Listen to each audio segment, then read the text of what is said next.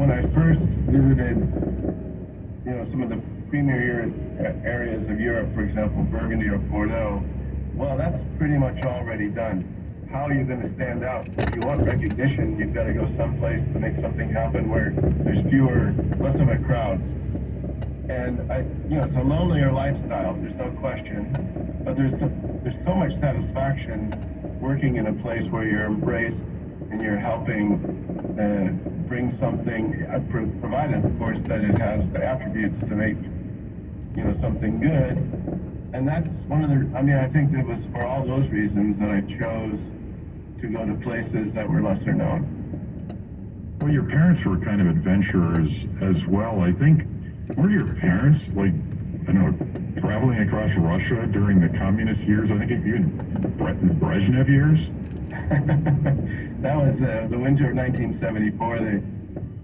Actually, they had initially planned that they would send the three oldest, meaning my brother Lindsay, my brother Greg, and I, around across Russia. But then they decided to do it for themselves. So they took off from Toronto Airport and they made a trip around the world. But most of that time, over a month, was the winter they spent in 1974 crossing Russia. And some of that was on the Trans-Siberian Railway, of course. And so many years later, did I get to Novosibirsk, for example, which is the center of Russia. And it was just kind of cool. Some of the regions that my parents had traveled. But they were my father in particular was an adventure seeker, and he would farm out, my parents would basically farm out the kids, all 11 of us, in this particular case, and we'd just get farmed out to other families. And sometimes my father wouldn't give my mother much notice. Usually it was like, at lunch you'd tell her, we're going to Mexico, get rid of the kids. This is Dan Hesse, and you're listening to the Mentors Radio Show. We are talking with winemaker Paul Hobbs about building confidence. So, I mentioned Argentina, and you played a huge role, Paul, in establishing Argentina as a country that makes premium wines, the quality of which would work well in the export market. Is it true, do I understand that you're being asked to participate in the bicentennial of diplomatic relations between the U.S. and Argentina that's coming up? It came as a bit of a surprise to me, but yes, that's what's coming up. This year we're celebrating 200 years of relations between the two countries, Argentina and U.S. So I feel honored to be a part of that. And our wines from Argentina, of course, from Unicobos. Well, congratulations. So Paul, how do you define success? Well, that's a big word. I think I would say it's twofold in my case. I mean, success, maybe first I would put that whatever I'm doing, I want it to make the lives of others better. So some form of contribution or service, I think, is a critical factor from my point of view. And secondly, it's my family. And I think there it's just providing for my family, but also being a caregiver in that sense, but also just setting them up for success, if you will, and helping the family unit do the best they can, and being, let's say, generous and helpful in our community, doing good things for the community.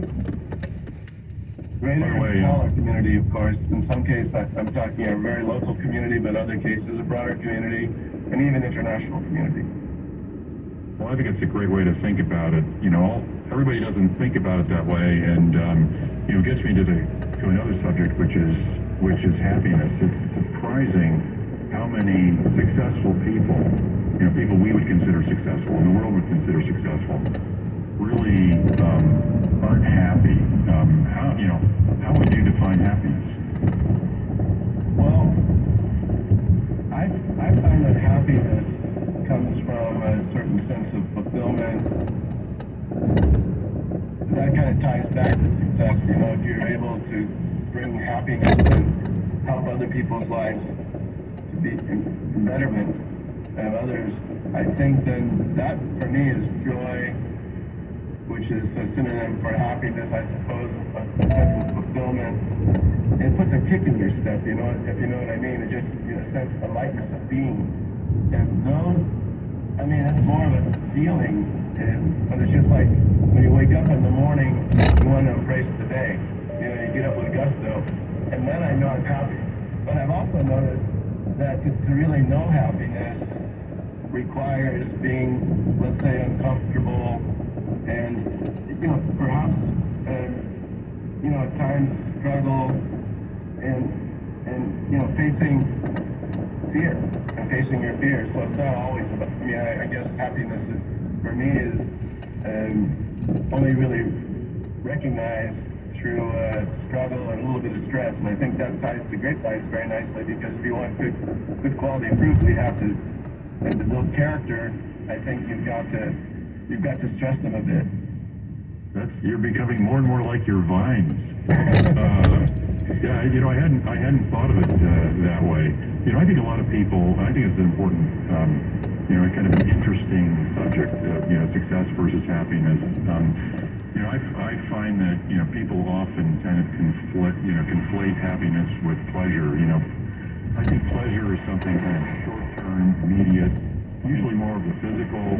Happiness is more mental. You know, you have ups and downs, but it's kind of longer lasting, almost, you know, innate. You know, I find that relationships are really important to me for, you know, for happiness. So, you know, kind of to use your wine analogy, you know, pleasure is drinking a really good glass of Paul Hobbs wine by yourself, and just enjoying it. And happiness is kind of sharing it with, you know, with good conversation with somebody you care about who also appreciates good wine, where you kind of enjoy it together. That's more, it's bigger, it's broader, it's more of a sense of happiness. It's almost like I know this is a G-rated show, but, you know, it's the difference between kind of sex and lovemaking. And, you know, sex being pleasure, but, you know, lovemaking, you know, creates, I think, is happiness if it's more than that, if it's more of a, you know, something kind of mental, if you will. I like the way you think about it. And richer and deeper meaning, I think, and yeah, I like that very much. You know, it's funny because also happiness is kind of like, you know, I find that, you know, being alone and just either watching the clouds or sharing that moment with my children or my wife or others. You know, we were just watching a cloud transform from a rabbit into some other kind of creature the other day with the kids when we were driving. And that brought so much joy and you know, that sharing. But also there's just a richness when you're alone and the creativity that can come from that. We'll be back in a few minutes with our guest mentor, winemaker Paul Hobbs, discussing happiness. This is Dan Hesse, and this is the Mentors Radio Show. A lifetime ago, young naval aviator Tom McGuire took the oath of allegiance to support and defend the U.S. Constitution against all enemies, foreign and domestic. Now a San Francisco PD homicide inspector, McGuire hadn't thought about the oath in years, but that was all about to change. A famous local newspaper columnist had been murdered. For McGuire, there's an eerie chill of recognition about it, harkening back to his days as a prisoner of war after being shot down in North Vietnam. A lifetime ago, another young naval pilot took that same oath. Also shot down in battle, he too spent time as a POW, same camp as McGuire. After 30 years, their lives were about to cross once again. But how and why after all these years? Multi-award-winning mystery author Dennis Kohler's The Oath can be found online or for an autographed copy at oathbook.org. That's oathbook.org. oathbook.org. It's Karen, executive producer of the Mentors Radio, and we're thrilled to have My Pillow back as a sponsor. All of us here are huge fans of Mike Lindell's products. When I got fed up with the chemical smell of other pillows, I figured My Pillow is made in the U.S. I'll give them a try. That was years ago. Now I own 6 pillows. I use their cotton towels, their 100% Giza cotton bed sheets, and I give them away as Christmas gifts. Every product has exceptional quality and attention to detail. Towels are thick, absorbent, sheets are soft, smooth, high thread count. Our radio host Tom and everyone we know who's tried these products has the same experience. Use our code MENTORS to get a 60-day money-back guarantee and up to 60% discount. Go to mypillow.com/mentors. You must include the code MENTORS. That's mypillow.com/mentors, or click the banner on our website. And now, back to the Mentors, where remarkable CEOs challenge your thinking about life and business. Welcome back. This is Dan Hesse, and I'm talking with winemaking icon Paul Hobbs about success. So, Paul, with wineries all over the world, the different hemispheres, north, south, east, west, different time zones, it's got to be a tremendous amount of, we'll call it, demand on your time. Plus, you're a consulting winemaker to like roughly 15 wineries at any one time. If you've had 100 in your career. Are you able to maintain what's called a life-work balance and, as a result, achieve happiness? Well, I think in the traditional sense, no. I think more today than, but there was a period, Dan, where I plunged fully into my work. And, apart from my older daughter, who's 28, I mean, she was really my only other person, but otherwise I was, in my life, I was just fully immersed in my work. And it wasn't what one would call a balanced situation. I didn't watch any television. I rarely went out to dinner with anyone. Weekends, everything was devoted, but I felt that was necessary, at least for a period of time. And it didn't, and I was very happy doing that because I felt I knew what I was doing. It wasn't like, I was buried in it, or it wasn't, I didn't choose it, I chose it. And that was, and I felt good about it. And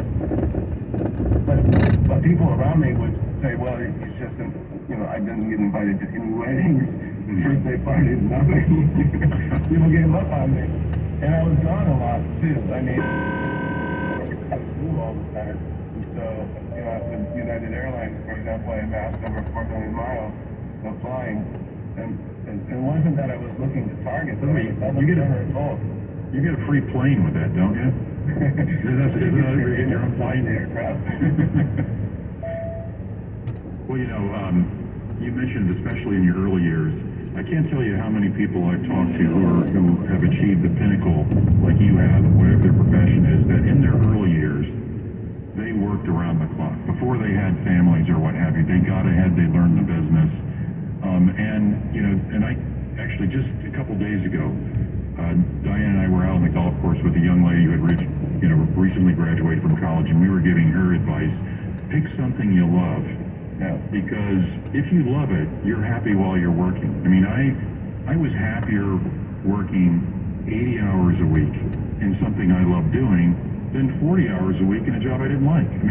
That's the most important thing. So, this notion of life-work, balance, I think you're right. It changes during life. So, when kids come along, in our case, my whole life then became work and kids, and I gave up other things that I liked, like golf, tennis, TV. They all went away. But thank God, I think like you, I loved my work. So that I was happy at work, and then I was happy at home. But you do have obligations as you get older, as you described. Yeah, timing is everything. So this is Dan Hesse. You're listening to the Mentors Radio Show, and we are with wine entrepreneur Paul Hobbs discussing happiness. So, you manage, wineries across the world, different histories, different cultures, different grapes, different markets. How do you maintain the Paul Hobbs brand, or what makes them Hobbs wines with this much diversity? Well, I think that, in fact, was one of the most challenging things, was how do you have the ability to take something that you first grew here in the U.S. and California, and then take that to a foreign country where cultures are different, and so that truly, and when you have limited resources, for example, I started the winery I have in Argentina with $70,000 US with a partner. I mean, together we put in 35, and we started a wine company that today is quite significant in Argentina and probably the luxury quality leader for the country. So to start that in 1998 and have it grow into what it's grown today took a lot of effort, and most of that is organizational. I think what I put a lot of focus on was obviously finding the right people, but in the beginning, choosing your partners and the relationships, those are critical, as you mentioned earlier, Dan. And then teaching them, I mean, it's like transferring information and teaching them. And so I started with a young couple, and I found that to be a very good, I was fortunate, I wanted a young couple that's not been corrupted or had a lot of baggage. And with that way, I could kind of teach them. They were hungry to learn, and they put in the effort, and I could teach methods and methodology that was appropriate for the way that I looked at wine, and how wine is made, and how we farm, and etc. So for that, but I think that's creating a culture, and it's a tremendous amount of organization, and I've used this core model, if you will, that I built for Argentina, and that's what's taken me to other parts of the world. But you can only do it with investment of time. You've got to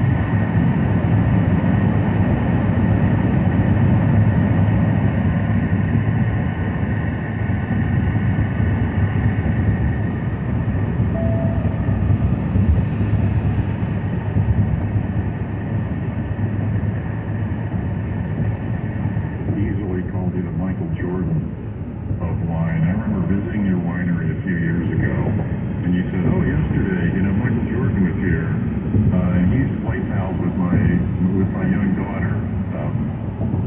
Can you tell me about that? Well, yeah, he came to the winery. I think it was, that COVID was winding down, and there was a NASCAR race. She's involved in NASCAR here in Sonoma. So he was in the neighborhood, and he stopped by the winery, and my girls, well, he's very playful. He loves children.